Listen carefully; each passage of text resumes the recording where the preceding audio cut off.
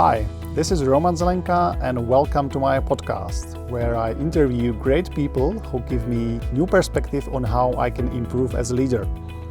Today I would like to welcome Petr Vabrousek and share some of his hacks that you can apply to your daily life. You know that I love challenges, and when I think of some true men of challenge, Petr is always very high on that list. Some of his achievements include, and now listen, 46-time Ironman distance champion. By the way, Ironman is about 4K swim, 180K cycling, and marathon at the end. Crazy, right? He has finished more than 200 Ironman competitions. He won Antarctic Ice Marathon and 100K Ultra and set the course record in 2013. He is the 2015 North Pole Marathon winner and holds the record for Ultraman, which is more than 2 Ironman in a row, all at once. And I could go on and on. So for me, a true man of challenge. Petr, thanks for joining me today. Yeah, thanks for having me. So Petr, that's really long list of achievements you have got. Tell me, how it is possible that a single person is able to accomplish so much? I think it's just long time passion. I started being active as an athlete, as a rower when I was 10 years old. Mm-hmm. No movement until then, but then I discovered that actually being active is very nice and healthy and meaningful. So I started with rowing when I was 10, then I discovered triathlon at the age of 16. Mm-hmm. And just the combination of the three sports was so exciting that I immediately knew that this will be my new sport. Mm-hmm. Even though I still spent 2 more years rowing and doing triathlon at the same time. And then I completely switched to triathlon and I really love the atmosphere of races, the challenges of racing. So I started to race pretty much every weekend through my whole 36 years career. Mm-hmm, mm-hmm. And that's enough time to got a lot of results. Could you share that story from your honeymoon? How you fall in love in Ironman? First of all, I fall in love with my mm-hmm. wife, mm-hmm. and then we married. I was doing Olympic distance triathlon, less than 2-hour races at that time. Mm-hmm. We had a chance to spend a honeymoon in Hawaii the same date as Ironman Hawaii was on. Mm-hmm. So we saw it from our honeymoon hotel and from the whirlpool in the garden. And I remember saying to my wife, I will never ever be doing Ironman. When I saw the broken bodies coming back from the finishing line, the zombies nearing to the hotel, mm-hmm. and I was thinking like, this is nothing for me. Mm-hmm. 2-hour Olympic distance race, maximum, hard race, fast done. Next day you are working as mm-hmm. normal mortal. Mm-hmm. But I also saw the atmosphere of the race. I saw a few pieces of the race and it just got into my head, and to cut it short, 2 years later I was on the start. At the same competition? Yeah, on Hawaii, yeah. That's crazy. Do you think you always had a talent for sports, or it was actually I've never got any talent for sport. No? I can compare to other kids of my age, mm-hmm. especially my younger brother. Whenever we discovered anything, I was the worst in everything. Anything. Just still my technique of swimming or mm-hmm. running is terrible. Mm-hmm. Like it's not good to watch me running. So I probably had to end up with sport like triathlon or long mm-hmm. distance triathlon, where it's mm-hmm. less about talent and more about systematic work. Yeah, I have the same story. Yeah. It took me years to get mm-hmm. onto some level, mm-hmm. but then it's more about what you do in preparation and how you execute on the race day, mm-hmm. Mm-hmm. Compared to just plain talent. I think you attended twice that marathon challenge. The World Marathon Challenge, mm-hmm, yeah. World Marathon Challenge, and last one you did with your son. Yeah. How was it? Because that was always my dream, like to do such a challenge with my son. Yeah, it was quite unexpected. Mm-hmm. Actually, I did the World Marathon Challenge on invitation in 2017, mm-hmm. and it's brutal race. but it's amazing. It's just, I would say it's probably every runner's dream to do something like that. So despite not sleeping through the week and being totally destroyed, everybody on that plane, on that race was completely excited. But nevertheless, I said it was beautiful, it was perfect week, but I don't need to do it again. You know, there are other races, other challenges. So when 2 years later I got invited to that race again by the race organizer, and I said it would be great to come back, but I'm only coming if my son can join me. So I was like playing it hard, and it paid off. To my surprise, in less than a week I got an answer that we can both go and do the race. So in that case it's a different story. I got all excited about doing that race with Philip together. Of course, he was only 19 years old, so he did 7 half marathons, which is also an option in this race. And we actually, our running abilities was such at the time that we were perfectly matched for the first half of my marathon. And then, so we ran all the races together. So he was your pacemaker? Yeah, I was his pacemaker mostly. For 5 of the 7 races, he was pacing off me. For the last 2, I was pacing off him. In the last race in Miami, he dropped me completely. But I was still able to keep about the same speed in the second half of the marathon. So it was perfect timing, and like start in the pre-race briefing was happening in Cape Town, exactly 19 years after I won my first Ironman in Cape Town. Wow. So, and Philip was 6 months old then I won that race. So if somebody would tell me 19 years ago that I'll come to the same place with my son and we'll be running such a big race together, I would definitely think that person is crazy and it can never happen. But it happened. So it was like really one of the deepest dreams coming true. Yeah, that's beautiful. Yeah. We also did a swim run race together last year in Slappy. We also did a mountain challenge race, ultra marathon in the mountains with Philip. So those are amazing moments in my sports career, and those would be the probably the races for me to remember forever.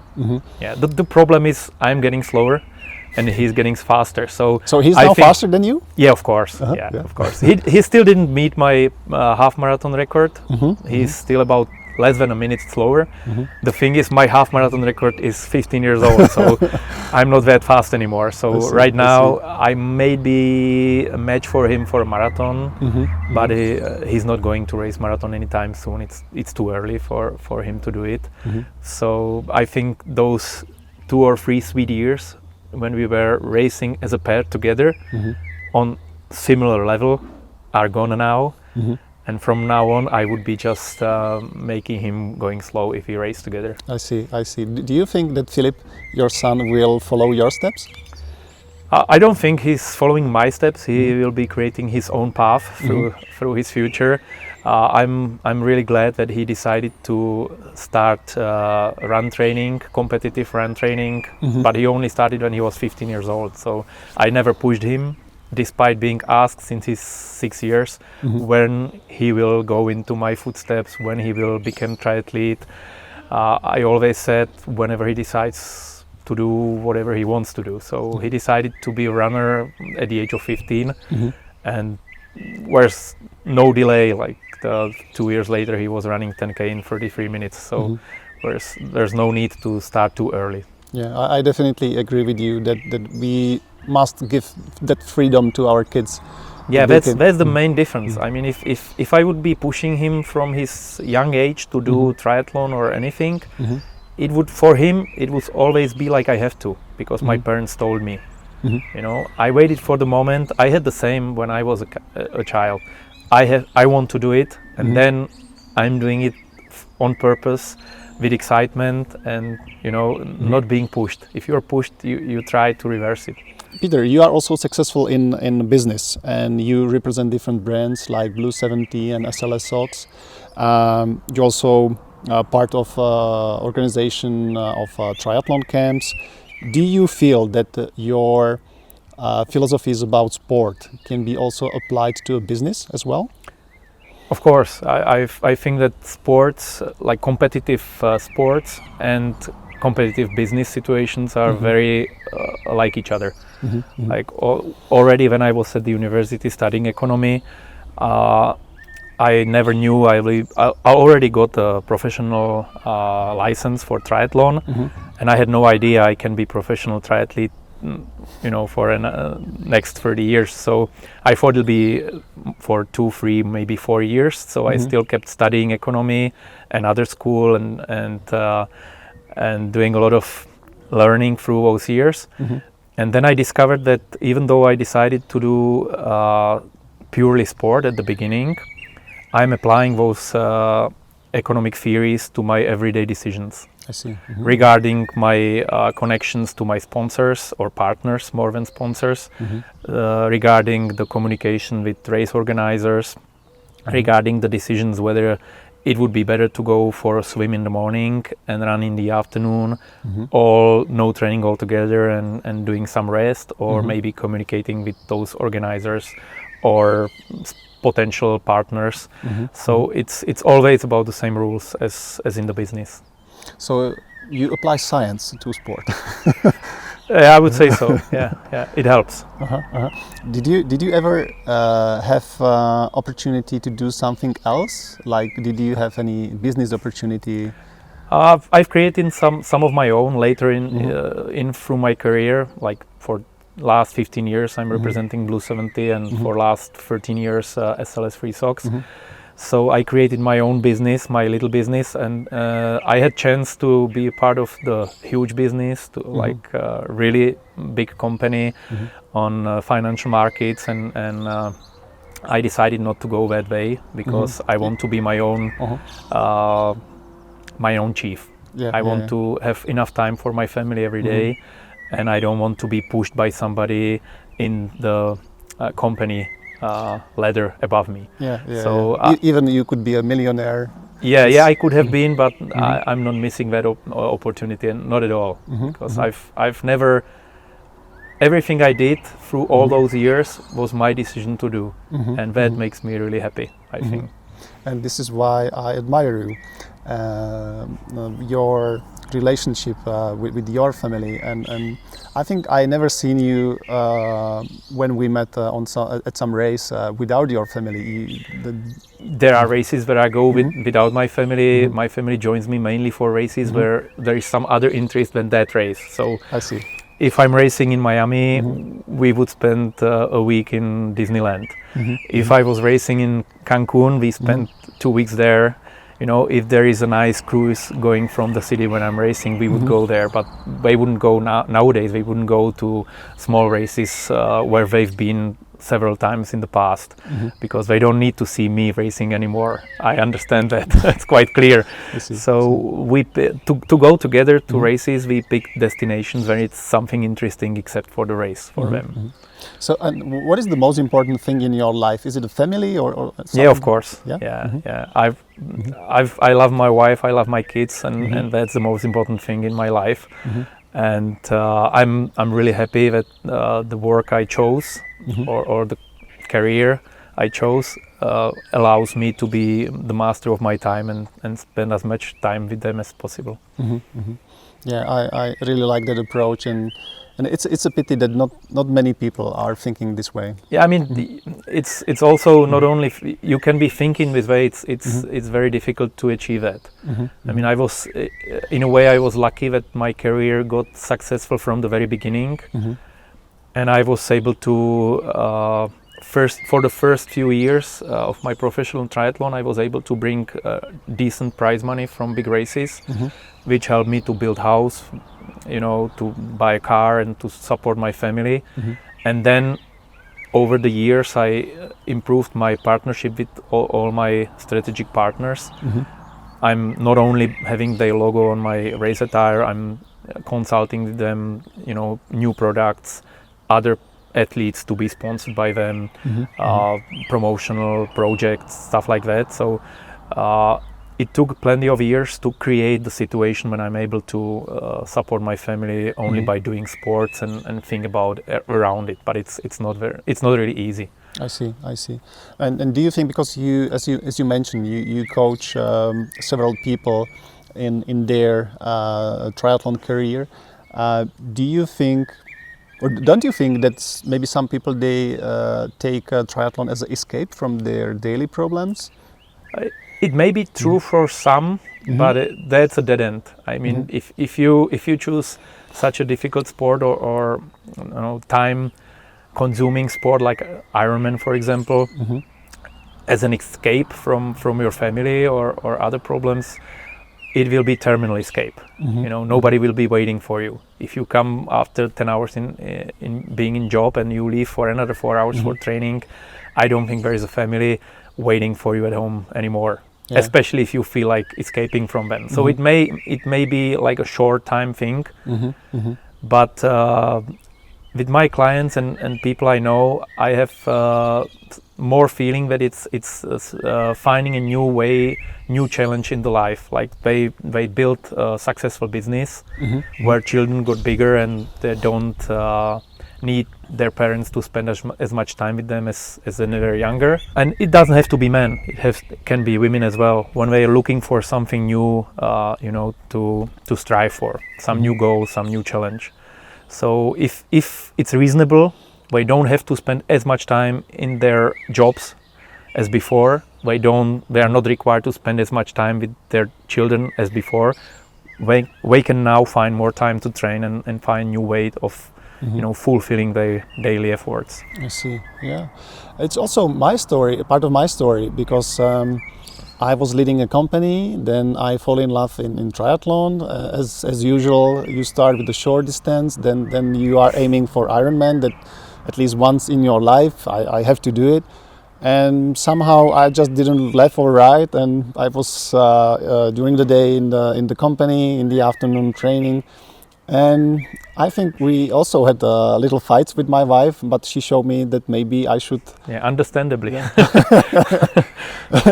And I remember also a story that you gave me. Maybe you don't know it, but you gave me a really good piece of advice. I think it was 6 years ago. I came to pick up Blue 70 swimsuit, and I asked you maybe how to train. Are there any different types of training? And you told me about super endurance training, super intensive training, or just maybe respect my schedule and be flexible with my body. And that gave me a lot, and I applied it, and I think it's working really well. What do you think about it? Yeah, the main thing is, especially in coach and athlete relationship, to respect the time and space every athlete has available. If I'm coaching someone, and it's not really good, but most of the coaches just prescribe a program to their athletes, and you do what you need to do to fulfill that program. In most cases it's a disaster scenario. So the best thing to do, and what I think and how I do it is, I ask my clients, you tell me what time each day you have available for training, so that you don't fight with your wife, you don't fight with your chief in your job. What time you can spend swimming, 2 or 3 days a week, specific hour. You'll be going by the pool on the way from your job, or early morning before you go to drop, after you drop your kids to school, anything. Your life. And it's my task to fulfill your life with reasonable sessions, so that your life is going on. Because you still have your family, your job. You're not professional triathlete who has to bend everything in his life around. I've never did it myself, so and you're pro. and I was pro, and I'm pro, and I won a lot of races, so it's doable. You just have to really make sure to plan properly. You keep your time for your family, you keep your time for the job, and we will find specific places where you can go into training. Yeah. And then I think about the specific sessions to go into those time spaces, so that it works as good as possible. And how did you train? In a similar way, or I mostly train alone, because it's hard to know what time I'll be training tomorrow, so that I would say somebody else to join him for a session. because the first priority is the family. So I'm just I know my body pretty well. After all those years of training and races, I have a good idea what I should do. How do you do that? You just ask your body? How I feel. Yeah? Actually, when I start cycling or running, it takes the warm-up, 10 to 15 minutes, only to decide what I'm actually doing that day. I see. So when I put my running shoes on and I run into the forest, and after 10 or 15 minutes, I make the decision whether it'll be just easy endurance, or I might do some fartlek hills or something like constant hard pace. How I feel. It's first of all, it's based on what I've done in the past days, but also I always figure out how I actually feel for the training. So it's the advantage, because I've never been coached. So I don't know if it's the advantage. On the other hand, if somebody prescribes me sessions, it would be less likely I would skip a session or do something easier, which happens quite a lot with me. I see. Yeah, but I'm chronically undertrained, which is possibly a good thing, because... So what does it mean? That you should train more? Yeah, that means that I've never ever trained as much as I know I should have been training. So I'm always cutting, shortening the sessions and cutting off some of the sessions, just to be happy with my family. You know, I'm never pushing over the edge. Like if I feel it would be good to go somewhere with my daughter or with my son, I just skip the session. It's not like I would say, you know, this is making our living. I'm going to train anyway. And that's fantastic. Yeah, I have to do the races. Like Saturdays, most of the Saturdays is a racing day. So that's kind of out of discussion. But for the rest of the week, I'm trying to be as flexible as possible. So Peter, you say that you race every single weekend, and this is how you get in shape? Pretty much, yeah. The advantage of racing on the weekend means, especially if it's a triathlon, where I can skip one hard cycling, one hard running, and one hard swimming session in that week, because it's coming all together on the weekend. So that gives me another free time slots for anything else in my life. Fantastic. And I'm just kind of trying to spend the least amount of time with training with as the biggest possible effect. And I'm trying to apply the same protocol to all my clients. But Peter, you are experienced enough that you can sense your body, that you can ask your body what that specific training should look like. But what would you recommend to beginners or people who just have started with triathlon training? Yeah, definitely the best way is to at least study some books, articles about how to train, because nobody knows from the beginning what to do, especially with triathlon and 3 different sports. The worst advice is to listen to specific swim coach, specific cycling coach, and specific running coach, and try to mix all together, which I've seen cases like this, and it never works really good. So, but to a certain extent, you can always feel your body, even if you are not that experienced. You after 10 or 15 minutes of warm-up, you pretty know if you are feeling better than usual or worse than usual. And if you're feeling better than usual, do something hard. If you are not really, you can sometimes feel bad before you start. But after 10-15 minutes of warming up, it can change. I've been through that many times, and I believe for other people it's the same. So wait for 10-15 minutes to decide what to do. And also reflect what you've done in the past days. So if you've done hard running session 2 days ago, and then you feel again pretty good for the run, go for a longer, easy run. Like you don't need to pile the same type of training day after day after day. That's probably the biggest mistake in training science, is that people don't actually apply it, and they just have their favorite loop for the bike, another favorite loop for the running, and they do the same loop all the time, again and again and again, and they're just lucky that they did it 3 seconds faster than last week, and maybe 1 second faster the next week. That's something your body gets used to, and that it's okay if your goal is to be healthy and active your whole life. Like if there are no goals, like time goals or distance goals. If you are lucky or happy with just being active, you can do the same loop the whole life. It will let your breathing working, your heart working. It would be boring. Yeah, for some people it's not. Yeah, they actually like a lot of people do it. Like they're doing the same loop on the bike whole year long, same loop on the run whole year long. Why not? It's the nicest loop they found in the area for the bike, something which is without traffic in the forest. Same for the run. It's not about the loop. It's about what you do on that loop. So one day you should do the loop twice slowly for endurance. The next day you should do the loop as intervals. 1 kilometer fast, 500 meters easy, 1 kilometer fast.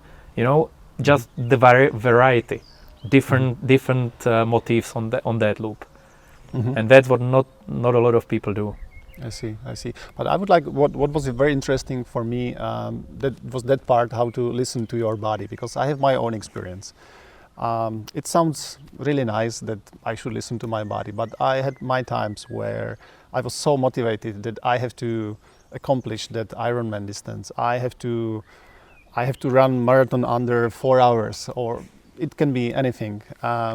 But I was just blind, and even I was a little bit sick, even I was ill, I push it hard and I burn out.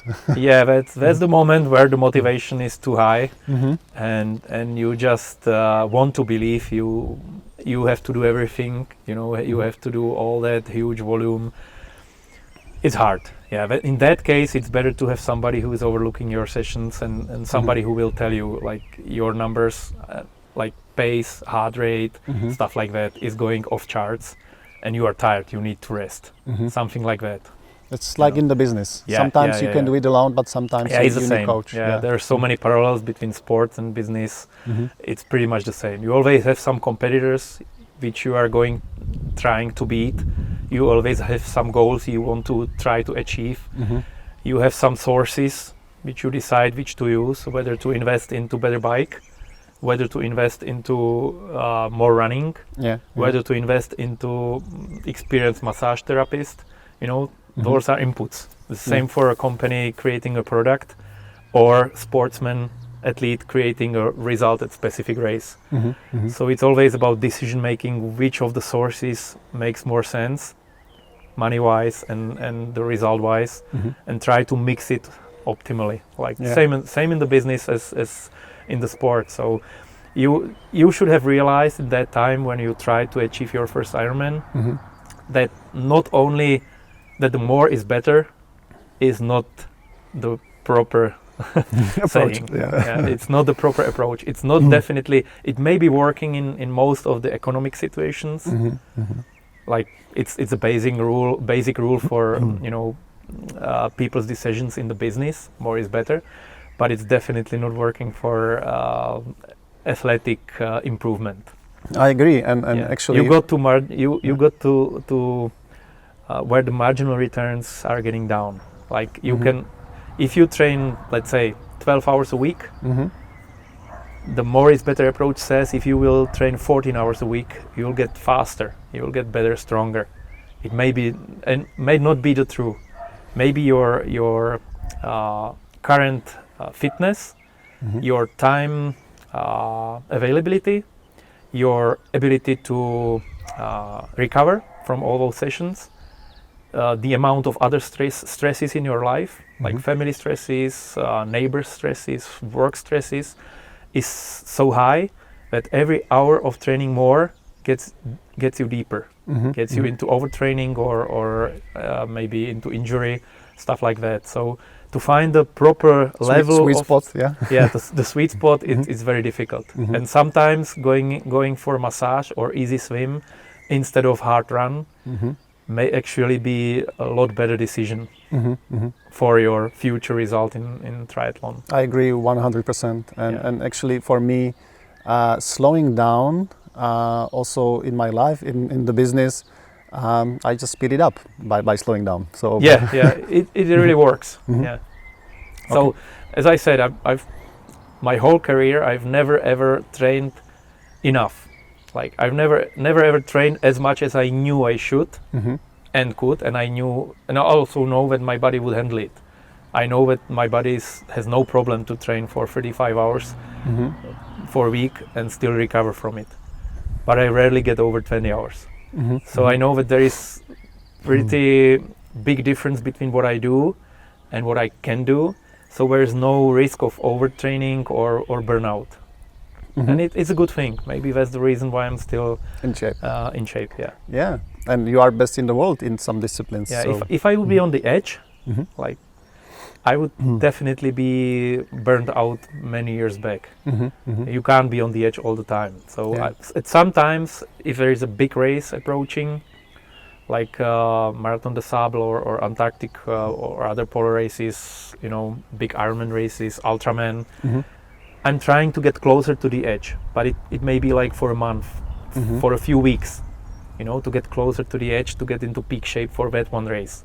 But for most of the year, like 80% of my races are pretty much training races for me, replacement for 3 different sessions through the week.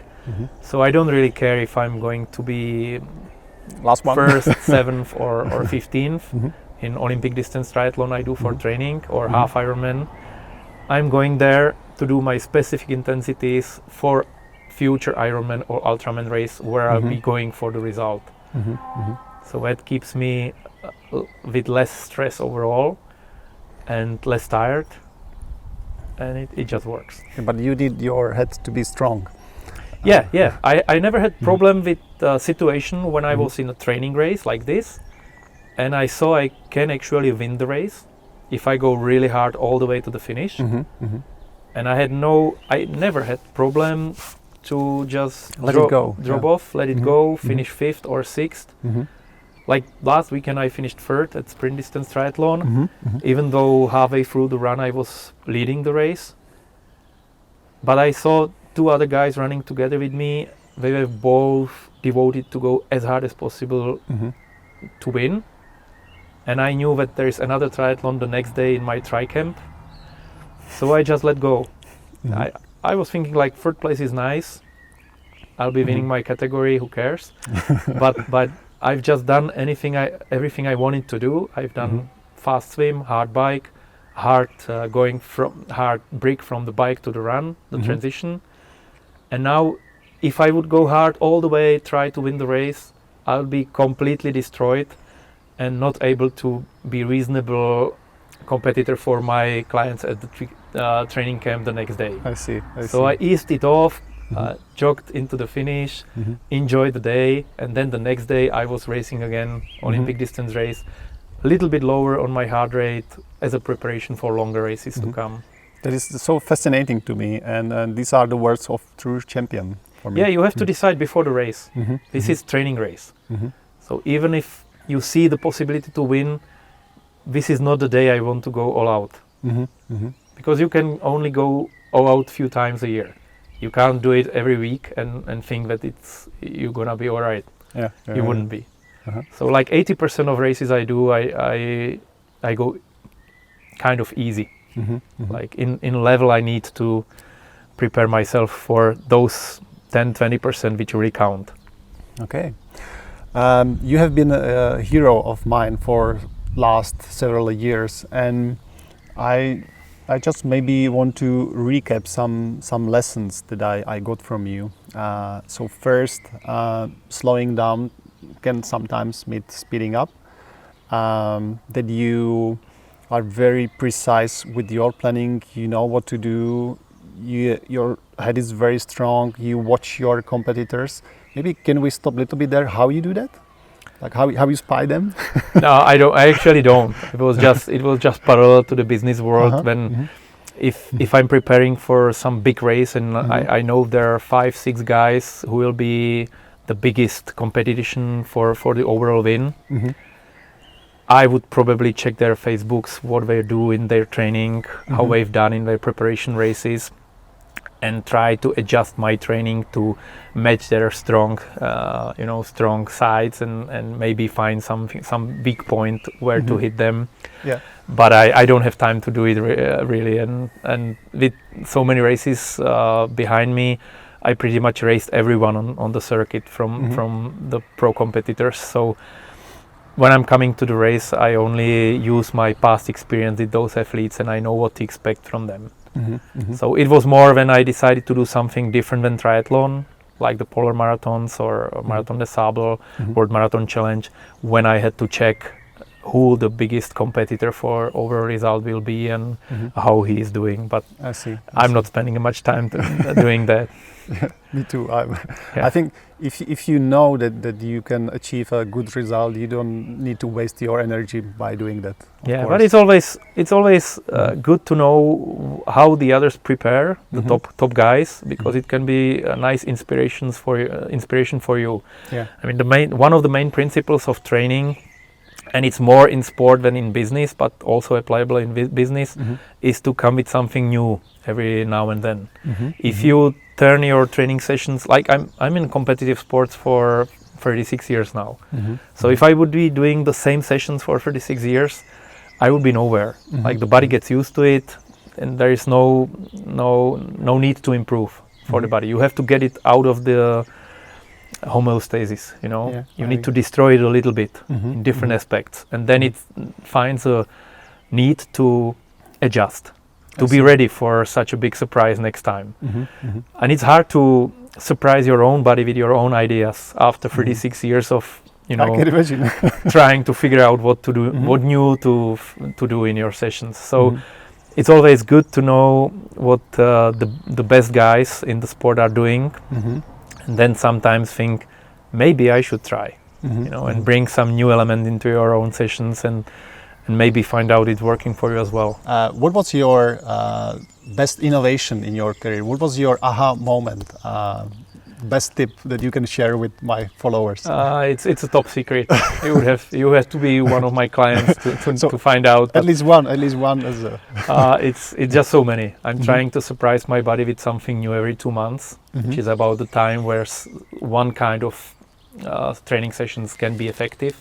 If you do something for 2 months, your body gets used to it, and it's no more really effective in improving you.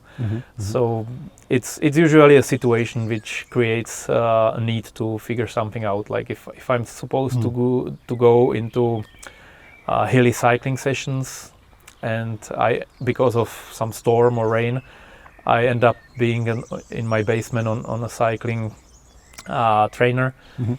I usually have to put in some hard gears and try to do it there, or maybe even cycling with one leg to push it even more.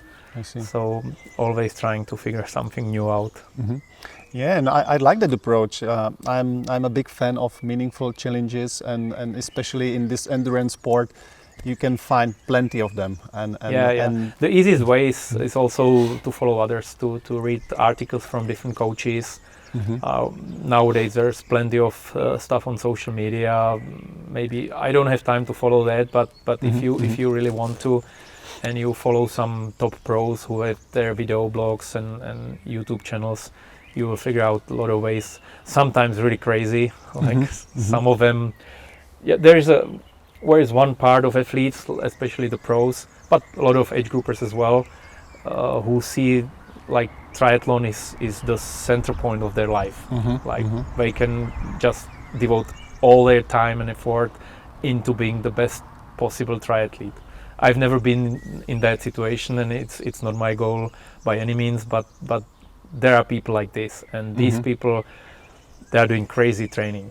So just make sure you don't follow someone really crazy. Yeah, but I think you are crazy enough. I remember your story. It was for North Pole Marathon, when in the freezer area you were doing your rounds. But it's actually not crazy. I mean, I think it's very clever. The North Pole Marathon, especially it started already before Antarctica Marathon, which was happening beginning November, and I knew it's gonna be like minus 30 degrees. Wow. And the last race I did before that was Ironman Hawaii. So I was preparing for plus 35 degrees in Hawaii, and then the next race was minus 30 degrees in Antarctica. So, and it was still like no freezing temperatures here. I never go for training camps anywhere, because the center point of my life is my family, not my sport. So obviously, I only went for training camps before Philip went to school. So I took my family there with me, and after doing some sessions in the morning and in the evening, we spend the day on the beach usually. So nowadays no training camps. So the option of going into some mountains or into Scandinavia for some freezing running was out. and I tried to figure out how to prepare for such a race in local conditions, because I also knew that those two marathons, North Pole and Antarctica, are probably the only two marathons in the world where no Kenyan or Ethiopian guy is beating you. So they would probably make it to the start line there. So it was your chance. Yeah, so it was my chance. Yeah, it was the only chance for 80-kilogram marathon runner, white marathon runner to really make a result. So I wanted to prepare for it. When I was doing Prague International Marathon or Vienna Marathon, Barcelona Marathon, I always knew, even though I was in the elite field, I always knew I'll be running, somewhere in the front, but I'll never be a factor in winning the race or top 10. Even if I would devote all my time and all my training to that marathon. But North Pole and Antarctica is a different story. You have to be strong, heavy, freeze resistant. Yeah, like the opposite from... Yeah, exactly the opposite of those African runners. So I wanted to be as good as possible in those two marathons. So unlike for other running races, which are always supplement to my triathlon training, those races I was preparing for. I spent like 3 months there. I only swam or cycled in the afternoon just for recovery, and always ran in the morning as a main session. And I wanted to be ready for minus 30 degrees. So I figured out that the only option is to be in some big industrial freezer. And the trouble was nobody wanted to let me in because, you have some hygiene rules. And because you're running between, meat and but on the other hand, what can I do to meet in minus 30 degrees packed, you can't infect it in minus 30 degrees. So, but to cut it short, I finally found one big industrial freezer which let me in, and it was 20-meter long hall with ice creams and meat, where I could run 20 meters out and back as long as I wanted. It had minus 26 degrees, perfect. So when I spent a lot of training sessions in that freezer, it wasn't about running speed or because 20-meter long you can't run really fast. You were turning all the time, but it was about getting used to breathing in that freezing air, about figuring out how long does it take for gel to defroze on your body so that you can drink it, how to isolate your camelback, to make sure that your energy drink is not frozen, stuff like that. How many gloves, and what kind of hats you have to use, how many layers on legs and body. So I had plenty of sessions figuring out the equipment and getting used to my breathing. It worked. It worked. Yeah, pretty well. You won the race. You won marathon, and also it was the same day. Or? No. It was. They always did it like marathon, and 2 days later 100K. And I applied for marathon only because I've never ran 100K before. Not even on the road. Less likely on the snow or on ice. But after I won the marathon, I was really on high, and it felt great. And I knew that I'm not coming back most likely to that area. And I had nothing to do. Like everybody was coming back after the 100K race. And so I decided to just give it a try and go for 100K race. On the other hand, I already had like over 100 Ironman races behind me, like 8-9 hours.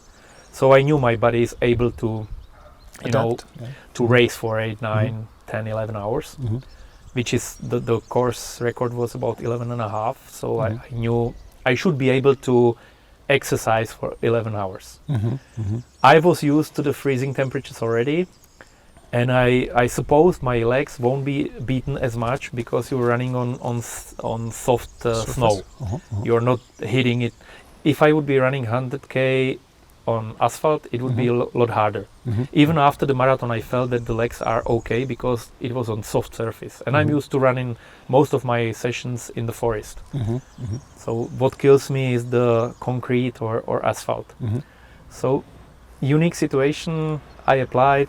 I went into the 100K, and to my surprise, you won. It was a long race, 11 hours, 21 minutes of running, but it worked. So you hit the new record? Yeah. Yeah. So after when it got toughest, like from kilometer 60 to kilometer 90, I already at the same time already knew that I'm in front of the current course record. So even though I dropped the other competitors and I was in a big lead, I still had that time following me and pushing me. So when I knew I'm probably going to win if I keep moving, and the new motivation was to beat the course record.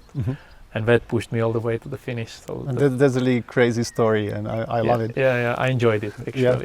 But how I don't have to do it again, but I enjoyed it. But how you do that? That let's imagine just hypothetically that you are in the middle of such race. You have still 50 kilometers to go, and you start to struggle, and cramps taking over. What you do? If the cramp is coming in, you have to slow down, maybe stretch it, massage it a little bit, take more minerals. You react to every situation which is coming. The main thing was, it was my first 100, so that means a lot of higher arousal, it means a big challenge, something new. So at kilometer 50 I was looking forward to discover what happens on kilometer 60. At kilometer 60 I knew I've already done more than ever before, so let's see if I can make it to another 10k. I didn't know if I'm gonna finish it, but I wanted to get as far as possible, and always strive for a new loop. It was 10-kilometer loop, so it was always the decision whether to stop at the big tent, where warm tent with all the food and drinks and other competitors, or whether to go into next 10k loop with no way back through those 10k. And yeah, because it was my first, so I got more and more excited. As I was more and more tired, it was outweighed by being more and more excited. I know that feeling. Yeah. So it was pushing me through all the pain. Yeah, but still, you have more than 200 Ironman competitions. Have you ever struggled? Like, really, did you ever had some severe injury or cramps taking over that you just felt you can't continue that race? Not really. It's always painful. It's always hard. Your body is always telling you, stop right now. You're killing yourself. If you end up with the cramp, it's just a message from your body. You've done more than you should have done. So you either have to slow down, take more fluid, take more minerals, stretch a bit, adjust to a new situation. Slow, most likely slow down. But it was never to such a significant level, to the level that I would have to drop out. Only once. I pretty much dropped out of one Ironman race out of those 200 something. And it was my first Hawaii, when I just got the wrong advice to drink as much as possible through the race.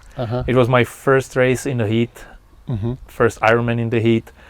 So I asked around what to do, and everybody said, drink as much as possible. It's a hot and humid race, and my stomach is big, I can drink a lot, so I drank over 2 liters an hour. And it was okay on the bike. I actually, after the bike, I was thinking like I'm going to hit top 10 first time in Hawaii, which was amazing. And probably then you were out of minerals, right? I was, first of all, as well, I diluted my minerals, so my head was getting light. But first of all, the most difficult thing was that my stomach was full of water, and it stopped processing it.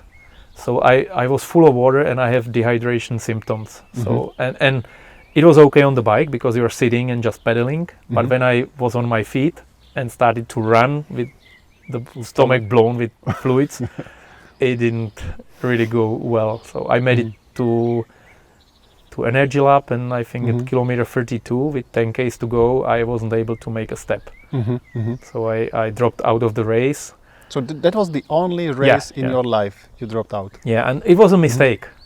Going back, I should have, it was there was no shade. It was coming back from Energy Lab, so heat and just the lava fields. But there was 8 stations with the tables with the drinks. I should have go and sit under the table to the shade, and wait for my body to get rid of all those fluids.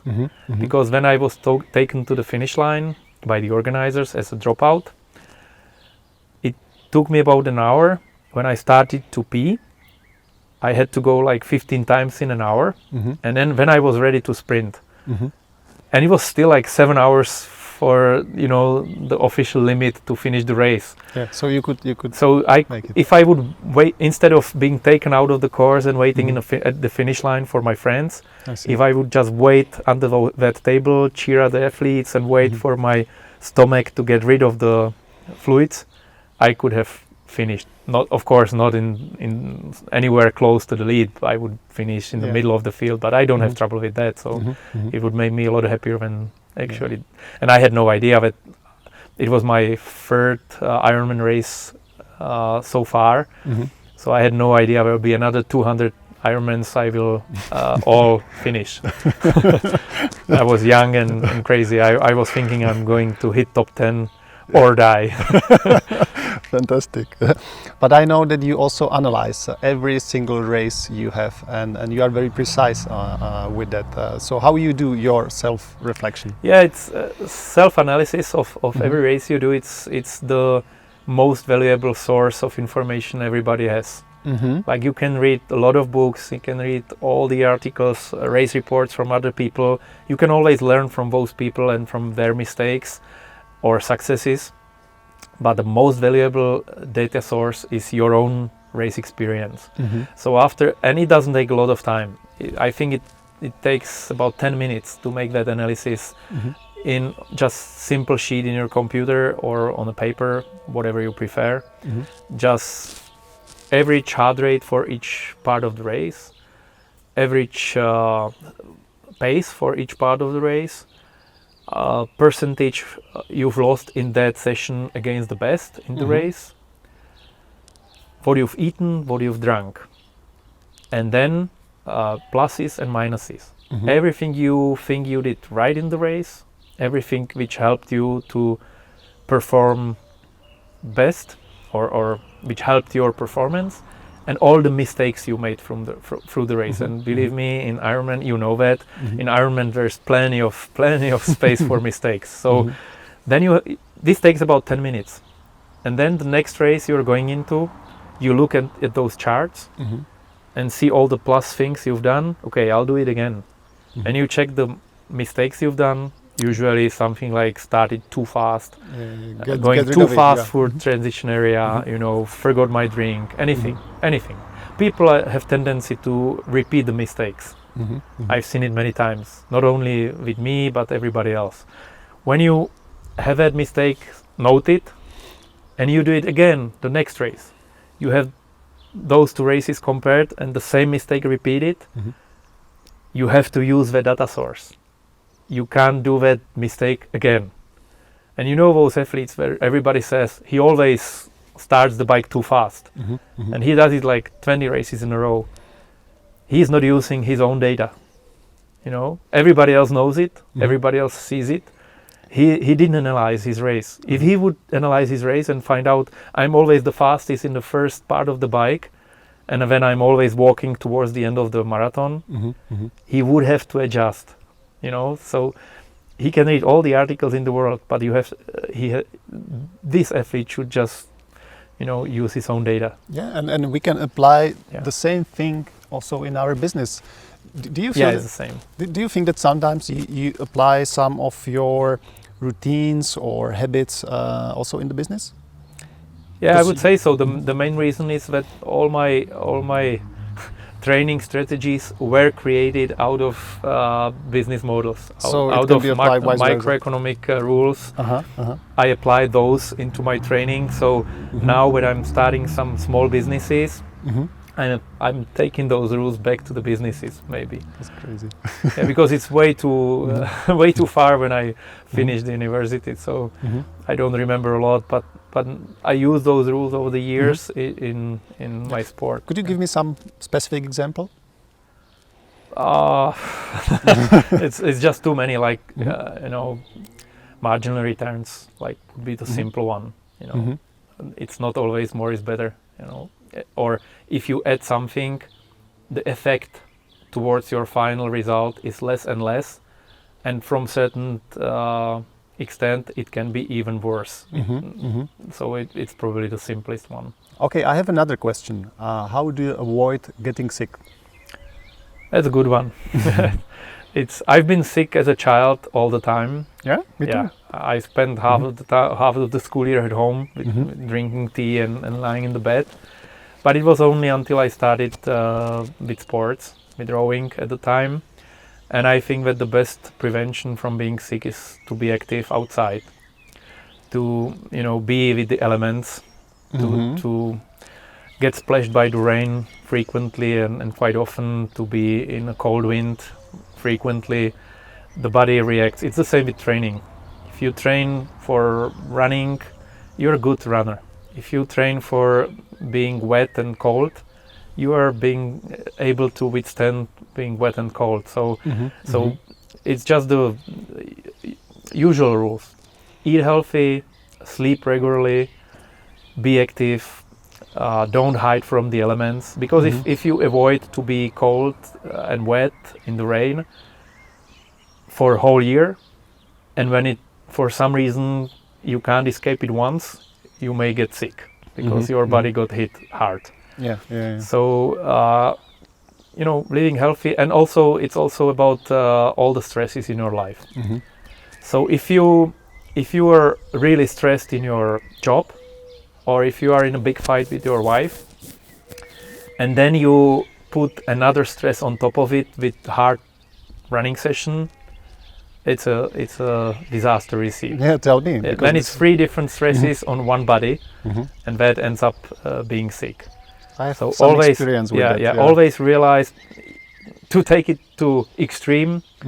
If you are training regularly and being in a training stress regularly, whenever another stress comes from the job or family, you have to take it as a part of the whole picture.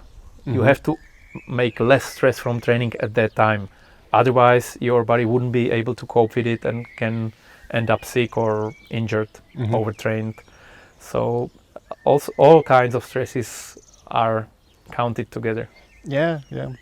It's a pity that I didn't know that 10 years ago when I started doing sports, and they made fun of me in our company because there were other people starting to run and attending different competitions, and I always wanted, I will go with you, and I was always ill, and they were laughing on me, and I just didn't know that I have a lot of stress and I can't just add more and more. You were just piling one stress on top of another, and your body just can keep it to certain level. Once you cross it, it's done, and it's just defense mechanism. Yeah.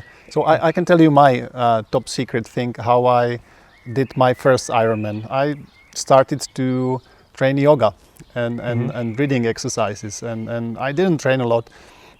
And also because in Ironman it's 180 kilometers, and my max was about 100 in my life. It was the same for me before I did my first Ironman. So, and I felt it's all in my head, and because I had my family there at that race, I just slept into my face and just I had to do it. And usually to finish such a big race, you usually need a lot less than you imagine.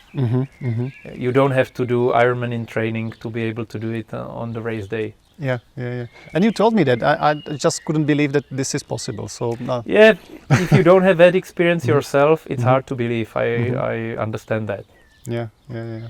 Okay, so before we wrap up, is there any piece of your wisdom that you would like to give to people who would like to not be like you and doing extremes, but just be healthy and be a good parent, be a good boss, and be healthy and happy? What would you recommend them?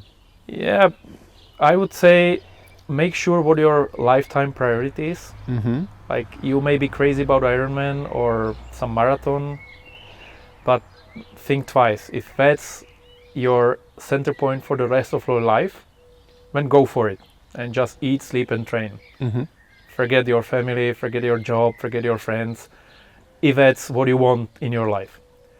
But if it's just something you want to achieve, but for the rest of your life, you want to be a good father to your kids and good husband to your wife, and don't want to lose your friends. When incorporate the preparation for that race into your main interest, which is your family, or maybe your job, or maybe other goals. It's different for everyone. Just make sure it's not overtaking everything. Yeah. Because coming back may be difficult or impossible. Yeah, I resonate with that, and I agree with that statement. I can sign it with my blood. Okay, Peter, amazing.